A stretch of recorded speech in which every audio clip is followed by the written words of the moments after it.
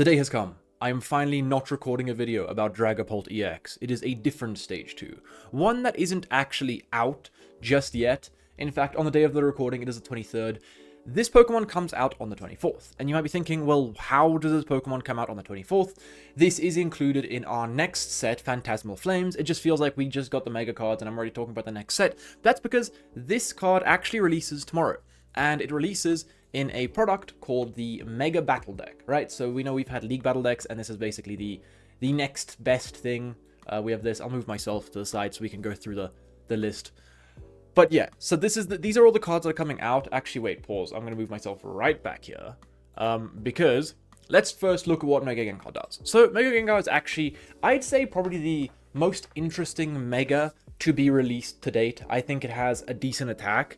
I think it has a great ability, and I think it's pretty cool, right? Gengar's probably one of the coolest Pokemon that's got an Omega as well. He's a stellar lad. I don't know what that thing on his forehead is. Just a hole, just a void. But yeah, anyway, so ability Shadow Hiding. Whenever, let me get my pen out, actually. Hold up, Paul. So the ability Shadow Hiding, whenever any of your dark Pokemon, it has to be dark Pokemon, are knocked out by damage, keyword damage, from an attack by your opponent's Pokemon EX, another keyword there, that player takes one for your prize card. This effect does not stack. So how does this interact? Well, let's say I'm playing Mega Gengar and I have a Zoroark inactive, right? And Zoroark is a dark Pokemon. And if I, let's say, get knocked out by, let's say, something like Charizard EX, right? Which is an EX, by the damage, because, you know, Charizard doesn't have any, like, effects and stuff. Let's say it just one-shots my Zoroark EX. My Zoroark EX.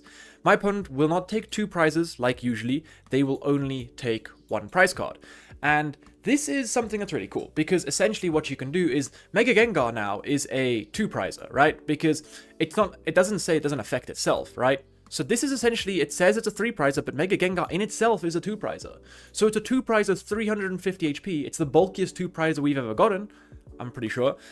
And it has a pretty decent attack, don't get me wrong. Void Gale, 2 Dark, 230, right? 230 is a great number to hit. You kill, like, all of the support EXs and stuff, and it's also just not a bad number to swing. With something like a Defiance Band, you're swinging 260, which is KOing something like a Goldengo.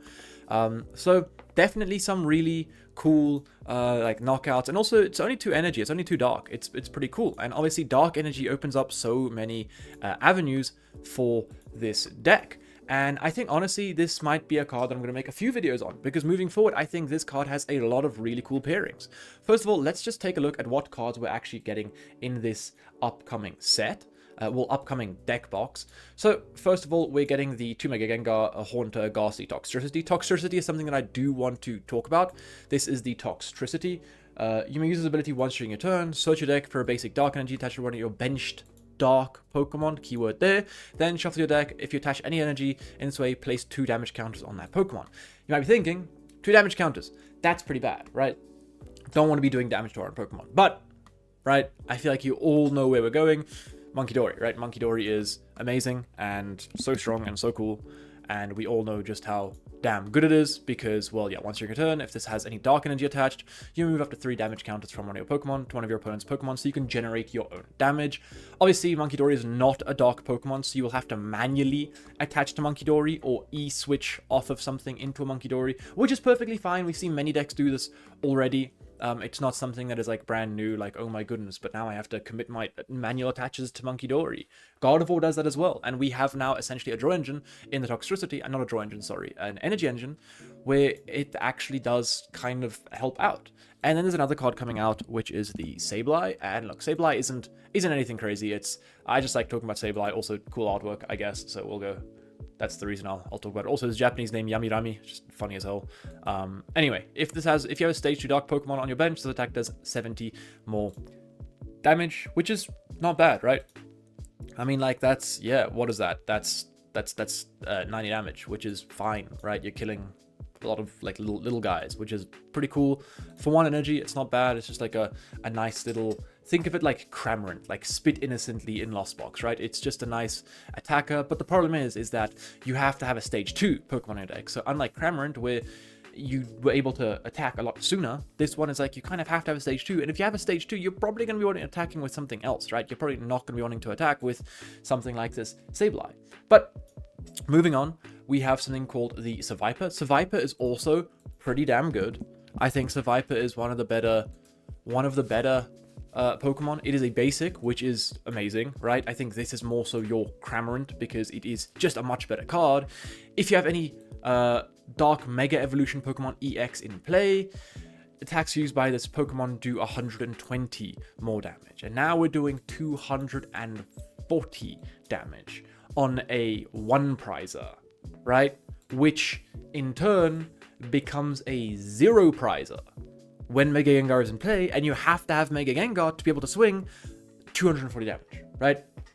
So it's like this. It's like the Sableye, but the thing is that the drawback is the same. You have to have a state for this. Well, it's not the same, but it's basically the same. The other one you have to have a stage 2 Dark Pokemon. This one you have to have a Dark Mega Pokemon. And look, obviously, if you could have an Absol in play to get this activated, but it's just you're probably not going to be playing Absol, really. But that's another thing. Actually, you might be playing Absol because now Absol is a, well, 2-price Pokemon against decks that, are play EXs. And honestly, if you think about it, against Goldengo, right, that's really cool. You got a great attacker, which is now worth 2 prizes, and you also have another great attacker, which can one-shot Goldengo, which is worth 0 prizes. And Goldengo can't really play around that. They can attack with the little guys, but remember, the little guys don't hit for weakness. They have to 2-shot this thing. And you might be thinking, well, you just said it can one-shot Goldengo. How does that work? Well, it does 240. Remember what we said about the moving the damage thing? You put 20 damage on this Pokemon, Monkey Dory move 2260, get that thing out of there, right? Very cool little attack here. Seviper, I think this card in itself is a really cool card, and the fact that it'll be worth 0 prizes, and even if they manage to figure out how to knock it out without having to use actual damage from an EX, well then, it's worth 1 prize card, and you're swinging for 240 every turn, which is pretty damn good. Obviously the energy cost is a little bit high, but you're searching your deck for the energy of Toxtricity, which is great. And then obviously I think the main thing for me would be the engine of the deck, right? And Zoroark hasn't had the greatest lifespan. Like, don't get me wrong, it's been fine, but it's not been the flagship of a set. Every other flagship deck of a set has had pretty decent success, whereas Zoroark just hasn't really. It won a regional, right? I guess that is its crowding moment. It had a pretty decent. It's a good anti-meta deck. Let's go with that. It's a good anti-meta deck. Would it be nearly as good if God of War wasn't a thing? No. It's only really good because God of War exists, right? But yeah, so trade, you must discard a card in order to use ability and draw 2 cards. Great, because now we've got our draw engine, 200 HP 1-prizer. It's pretty good, right? And Night Joker, don't get me wrong, it's an okay attack. We can do 170, but we're not usually going to be using Zoroark as the attacker when we have other things like this Seviper that is just better for 1 prize, or the actual Mega Gengar as well for 2 prizes, sure, 230. It's just better, right? Those numbers actually mean something, especially now in a format where Monkey Dory is so prevalent. If we look at Absol and stuff, they play so many Monkey Dories, God of War plays so many Monkey Dories, and like Grimstar plays so many Monkey Dories, you don't really want to be swinging into something for like 170. It's just you're gonna get like 90 damage swung back at you, and all of a sudden you actually haven't done much damage. You've done like 60 damage, and you're sitting there like, well, shit, or like 80 damage, and yeah, that's not great, right? And that's another thing. God of War is big. Mega Gengar, Dark type Pokemon, 350 HP. God of War struggles to hit those numbers. People aren't including things like what is that thing called? Drifter anymore, and even if they are, what A-spec can we run? Well, a lot of Mega Gengar decks, I'll show you them now, have been running the Hero's Cape. And Hero's Cape now makes your Mega Gengar 450 HP 2-prizer, right? No one really wants to go through a 450 HP 2-prizer, right? No one wants to go through a 380 HP 1-prizer, right? And then you can make a 240 HP 0-prizer, but that's probably not what you want to do, right? Anyway, let's take a look at some of the lists over here on Limitless. Shout out Limitless. Dude, honestly, without Limitless, my content would not be my content, right? Like, I feel like I need Limitless for my content, let's be honest. Anyway, so here is, let me make myself smaller. I'll shrink now. Bye-bye. See you guys later. Here's one of the lists. Obviously, these are all, like, random lists that have been, like, put out a while back and have been played in Japan City Leagues. None of them had any major success. That is something that I feel like we should kind of mention. None of these had major successes, but I just don't know if I like how they were built. I'm really not too sure I like how they were built. This one's a very heavy Arven build with a heavy TM Evo, and then you have things like 1 Rare Candy, 1 Ends Point Up, and it would kind of like play how you expect. You have Janine's Secret Arts to attach to energy, you have 1 Monkey Dory, you have no E-switches though, and you have the new stadium. We'll pretend that doesn't exist for now, but it's a pretty decent stadium. It just kind of stops Monkey Dory, stops things like Dusk Noir, stops things like Phantom Dive damage counters, and all those little things. It also just stops things like Alakazam, I'm pretty sure, but that's not what the video's on today. We're looking at this guy. And yeah, this guy is pretty damn good, I'd say. There's definitely many ways we can build a deck. This is, I feel like, a decent-ish core. I like having at least one Ends Reshiram. It just means that Zoroark can attack, but I feel like a 2-2 Zoroark would be fine. You probably want to make space for something like a 1-1 or a 2-2 line of the Toxtricity, because then with the Toxtricity you can actually play things like that Seviper, and Seviper I feel like is just a little bit too good to pass up on right now. It's just really strong. Also Clutch, the Yveltal being dark type is so cool. Free retreat, it can trap something, and with Pekarant we can poison it. Right, there's another thing. Pekarant is awesome in this deck because we can never get trapped, right, ever, and it becomes a one-prizer. And one of the, I think, craziest things is Pheasantipity becomes a one-prizer, right? Which is great. Obviously, decks like Dragapult can play around that by just going, you know, Boss's Order, something else. But you slap a Mist Energy on this thing, and it's like all of a sudden, you know, they're not taking like 2 prizes from that thing, which is really cool. But yeah, so I think this deck has a really good foundation just because of how well everything synergizes together. You've got your decent attacker with a great ability that kind of helps the entire deck. You've got a great draw engine. You've got infinite switch. You've got another backup draw engine, which is really, really strong. We've got our own trap. We've got Monkey Dory, and then we've got cards like an energy engine with the Toxtricity. We've got a great attacker with the Seviper. And I think right now this deck is looking pretty good. Another way to play it would be Grimmsnarl Gengar, right? We make Grimmsnarl a one-prizer. So I think this is something that's going to be really cool, and it's going to be really interesting to see people experiment with all these things. And you'll see a very common thing in all of these decks, almost every single one of them. They're all running at least one of the Yveltals, 1 Pekarant, and 1 Fez. If you think about Dragapult, told you we'd mention Dragapult in this video, Dragapult has that core of the Ursa, has the Latias, and has the Fez as well. And this is kind of this deck's core. The Pekarant is kind of substituted for the Latias. The Fez is still the Fez because Fez is broken. And the Yveltal is more so the Ursaluna, because you don't really need an Ursaluna in this deck. Obviously, you can play Ursaluna if you want, but it doesn't really... It's the whole dark box kind of aspect, right? So, very, very strong. Obviously, having a good matchup into Gardevoir is always a good thing, but what else would we realistically take a good matchup into? I think Dragapult would be a really good matchup, because Dragapult now all of a sudden struggles when you can set up multiple Monkey Dories as well. And it's a bit difficult for them to play around the Gengar thing. It makes the game a little bit awkward for them, but I don't think Dragapult is your best matchup. I think Dragapult probably wasn't the best example. Dragapult's probably one of the only decks that can actually play around you being a one-prizer, you being like -1 prize. The thing that is really good against Dragapult, though, is the fact that the 1 prizes become 0 prizes, because Dragapult can't really, you know, let them live, right? So they have to gust around it, put damage counters on it, but if they put damage counters on it, then you can move them away with Monkey Dory and stuff. So that is something that kind of comes to mind as well. And then, what are other good matchups? I think Goldenga would be a great matchup because of this guy, the Seviper. I think definitely I would include Seviper in the deck. And then anything that kind of struggles with Zoroark already is just going to struggle with this deck even more.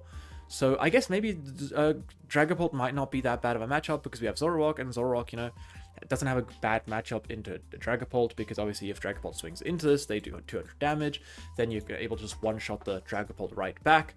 And then the thing is, what else can we do to up our damage? Let's say we want Seviper to do a little bit more damage. Let's say we're looking at something like 280 to be able to knock out something like a Cerulege, or anything like that, like the dogs, right?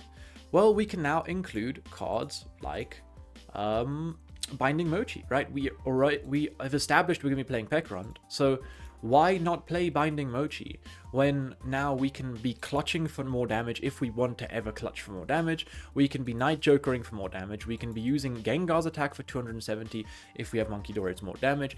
And now Gengar's actually a good attacker, and Seviper can be swinging for upwards of 280 with Monkey Dory. That's 300 damage. So that is really good, right? If we get double Monkey Dory in play, we can be one-shotting a Dragapult, one-shotting a Charizard, one-shotting... God of War is going to one-shot anyway. But we can be one-shotting these things with the Mochi and the Seviper. So that's why I'm saying Seviper, I think, is a little bit underutilized right now. Another decent attacker would actually be Pheasantipity, right? Pheasantipity, Cruel Arrow, it gives us Snipe.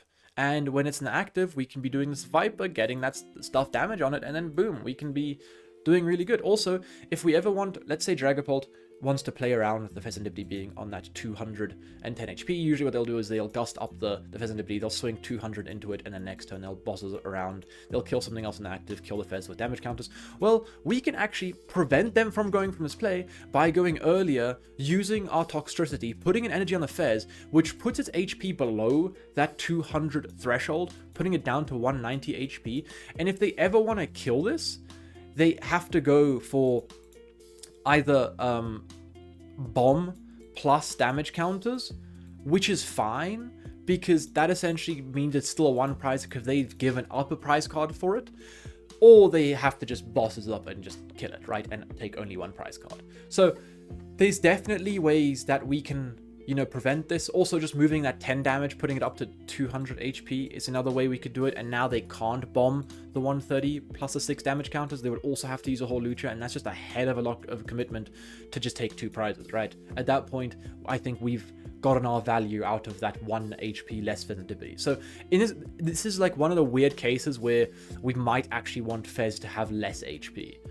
And this is where I think the Toxtricity lets us play around these things very easily. Even just like a 1-1 line of Toxtricity is so good because it means we constantly get access to Monkey Dory, we constantly get access to extra energy with something like let's take away the Janine Secret Arts, for example. Let's take away the Janine Secret Arts, take away the Zoroark, like one of each, and then we put in a 2-2 line of those guys, right? Of the Sevipers. Not the Sevipers, sorry, you guys know what I'm trying to say, the Toxtricity. That's just a great energy engine. We've got a 2-2 of a great energy engine and a 2-2 of a great draw engine. And we can set these up very quickly with something like a TM Evo. I think the one thing this deck lacks, I think we can definitely play a little bit slower with maybe something like a Brock build as well. Or like a Cyrano would be really good in here. Imagine you go Puff an early game for the Zoroarks and these guys, and then you go Cyrano, get up like double Zoroark established and stuff, and you can find this guy, you find a Ray Candy as well, you can get straight into that while sitting behind a Badoo, right? So definitely lots of things that I think can work. Obviously right now there is no really good way to turn off abilities for stage 2s, so we don't have to worry about anything like countering us too hard.